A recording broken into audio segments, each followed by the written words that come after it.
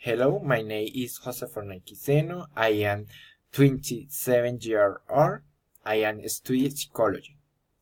In my family, we are five: my brother, my father, my sister, and my brother. My mother is 15 years old. She is long and thin. She has black hair. Her eyes are black. She is good people. My father is 16 years old. He is tall. His hair is gray. His eyes are clear. He is a hard work.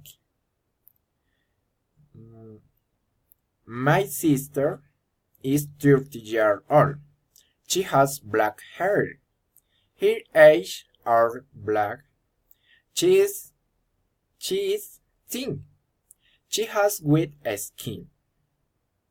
She has family, thin, and living with her son in Sasai.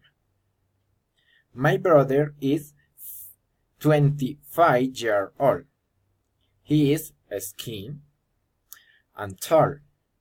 He has tattoo on his body. He is white skin. He lives with my mother, my father in Sasai. Thank you.